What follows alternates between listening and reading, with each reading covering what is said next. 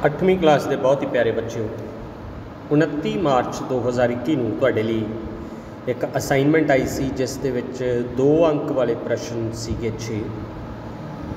तो अज आप उन्होंने प्रश्नों बारे डिस्कशन करांगे। सब तो पहला प्रश्न है कि सानू जैव विभिन्नता का सुरक्षण क्यों करना चाहिए।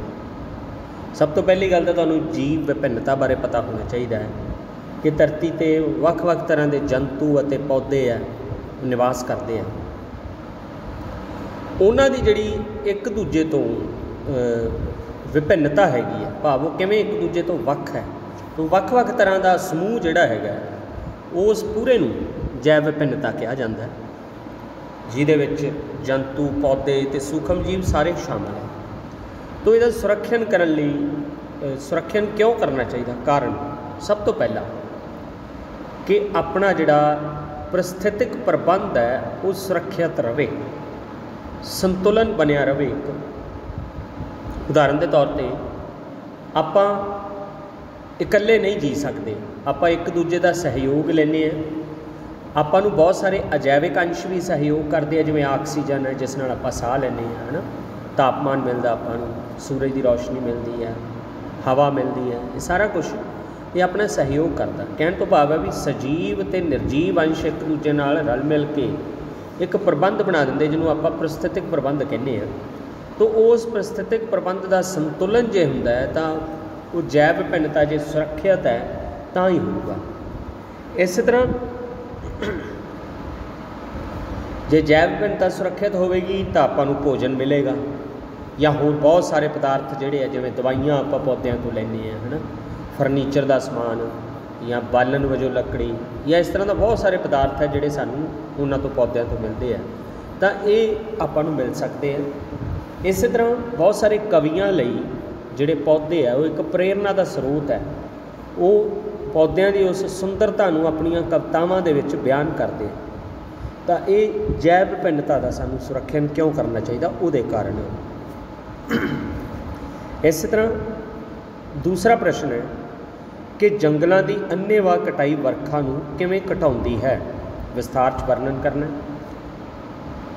सब तो पहली गल तो यह है कि जे जंगल हैगे आ तो पौदिਆਂ ਦੇ ਵਿੱਚ ਜਦੋਂ भोजन तैयार होंदा है प्रकाश संश्लेषण क्रिया नाल, उस क्रिया के दौरान पौदिਆਂ ਵਿੱਚੋਂ जल वाष्प बाहर निकलते हैं। वो जल वाष्प हल्के होने करके वायुमंडल विच उपर चले जाते हैं, तो उपर तापमान घट होने करके वो जल वाष्प पानी दीयां बूंदां विच रूपांतरित हो जाते हैं, तो वो पानी दीयां बूंदां मिल के बदल का निर्माण करदियां। तो जदों मींह पैंदा तो वो बदलों विचों पानी जिहड़ा थल्ले बूंद बूंद करके सिमदा है। तो जे जंगलों की कटाई कर दी तो पौदिਆਂ विचों वाष्प उत्सर्जन क्रिया नहीं होगी। उस वाष्प उत्सर्जन क्रिया ना हुई तो उस स्थान के उपर बदल नहीं बननगे, तो उत्थे मींह नहीं पवेगा। जे मींह ना पिया तो वो हरी भरी जमीन जितों दरख्त कट दिते गए हैं उत्थे की बन जाएंगे, मारूथल। तो जे मारूथल होया किसी थां ते तुहानूं पता ही है उत्थे जैव विभिन्नता घट ही होंदी है, जीव भी घट होंदे है, तो उत्थे रहण लई थां भी घट होंदी है, तो भोजन भी मिलना औखा होंदा है। तो इसलिए जंगलों की अन्नेवाह कटाई जिहड़ी है वर्खा नूं घटाउंदी हैगी है। तो तीसरा प्रश्न अपने लिए है कि सैल विच क्रोमोसोम भाव गुणसूत्र जिहड़े हैं वो कित्थे पाए जाते हैं। तो उन्हां क्रोमोसोमां दे आपां काम भी देखांगे।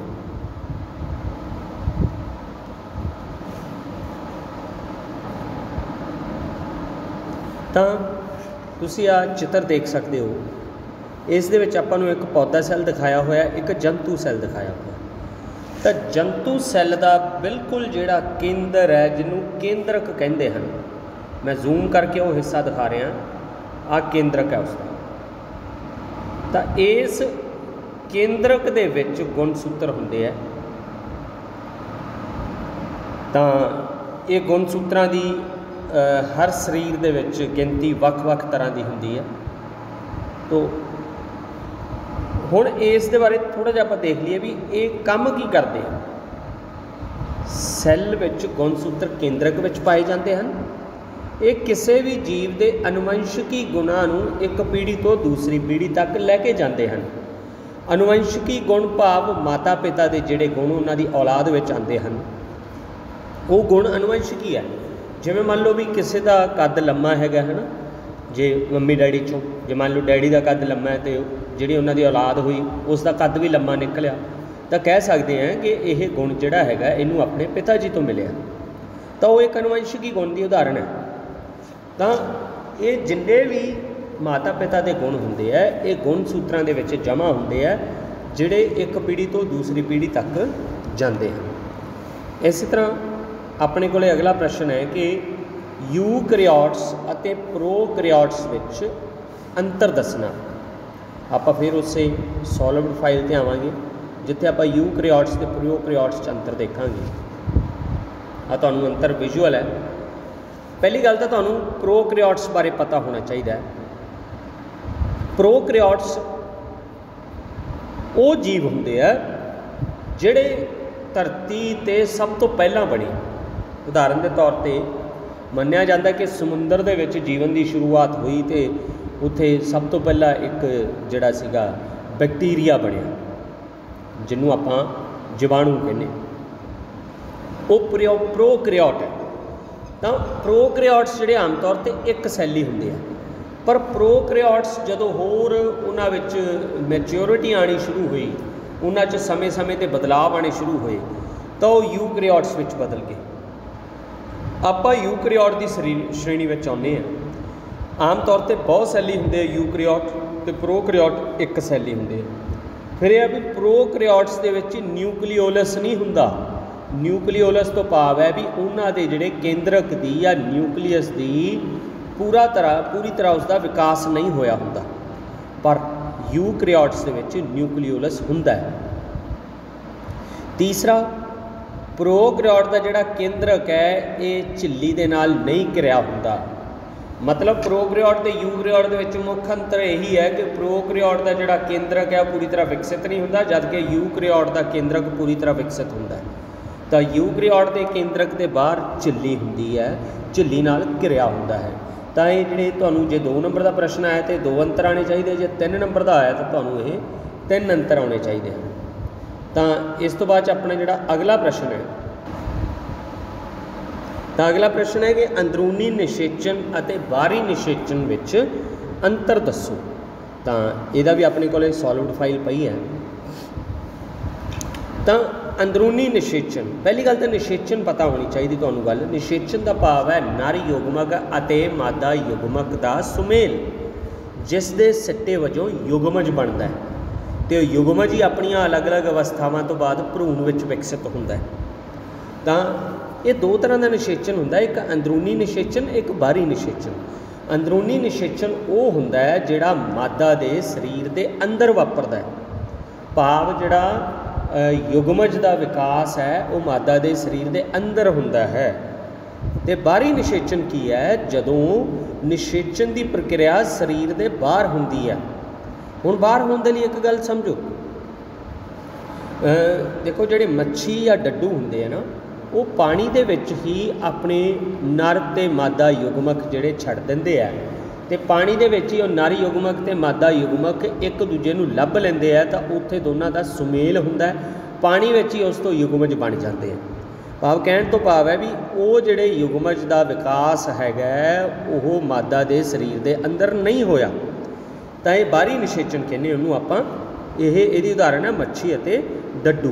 पर अंदरूनी निषेचन की उदाहरण मनुख है या होर जिन्ने भी वड्डे जंतु है वो सारे इस दे विच आंदे है। तीसरा इसका जिहड़ा अंतर है, जिहड़ा दूसरे नंबर पर लिखा हुआ है कि अंदरूनी निषेचन विच जिहड़े आंडे है बहुत घट गिनती च पैदा होंदे हैं, पर बाहरी निषेचन जिवें मच्छी या डड्डू दे विच बाहरी निषेचन हुंदा है, तो उन्हां विच जिहड़े आंडे है वो वध गिनती विच पैदा होंदे हन।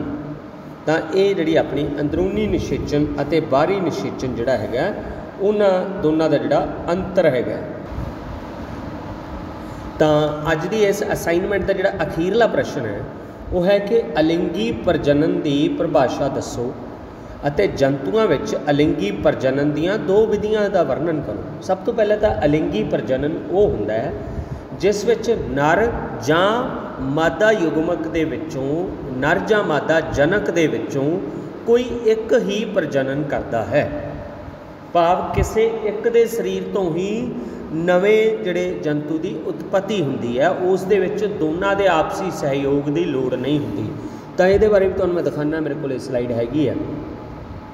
जिवें अलिंगी प्रजनन की परिभाषा दसी है कि प्रजनन की वो किस्म जिस विच केवल एक ही जनक नवे जीव नूं जन्म दिंदा है। एक जनक वो नर हो सकता है या मादा हो सकता है, उसनूं आपां अलिंगी प्रजनन कहने हैं। तो इस दियां दो विधियां का आपां वर्णन भी करना। सब तो पहली विधि जिहड़ी हैगी आ उहनूं आपां कहने आ बडिंग। हाइड्रा दे विच बडिंग हुंदी है।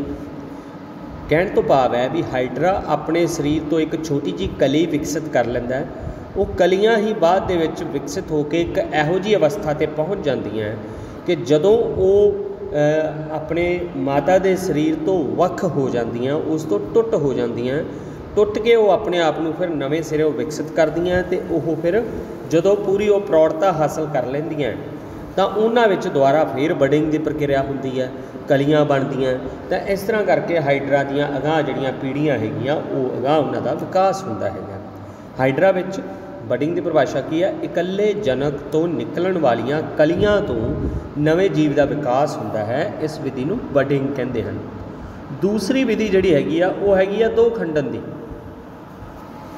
देखो किवें अमीबा अपने आप नूं ही दो भागां विच वंड के नवी संतान पैदा कर दिंदा है। इस कारण करके अमीबा नूं अमर भी कहा जाता है, भी ये मरदा नहींगा, ये अपने तो ही दो नवे बना दिंदा है। ये विधि किवें वापरदी है, पहला तो विचाले अपने केंद्रक नूं दो हिस्सिਆਂ ਵਿੱਚ ਵੰਡਦਾ है, फिर जिहड़ा उसका सैल पदार्थ हुंदा है जिन्हों आपां साइटोप्लाज्म भी कहने हैं, उहनूं दो हिस्सिਆਂ ਵਿੱਚ वंडदा है। फिर दोनों साइटोप्लाज्मा को एक एक न्यूक्लीयस चला जाता है, एक एक केंद्रक चलिया जाता है। तो एक अवस्था इहो जी आती है भी दोने दे दोने जिहड़े संतान सैल आ वो वख हो जाते हैं। तो एक मतलब माता तो दो संतान सैल तैयार हो जाते हैं, दो भागों में वंड के संतानां पैदा होंदियां। इस करके इस विधि नूं दो खंडन विधि कहते हैं, जिहड़ी कि अमीबा दे विच वापरदी है। तो ये अपने जिहड़े 6 प्रश्न सीगे, मैनूं उम्मीद है बड़े वधिया ढंग नाल तुहानूं ये समझ आ गए होणगे। तो तुसीं कोशिश करनी है कि इन्हां नूं समझना हैगा ते दोबारा भी तुसीं इस लैक्चर को सुन के ये प्रश्न के उत्तर जिहड़े आ समझ सकते हैं। तो बहुत बहुत धन्यवाद।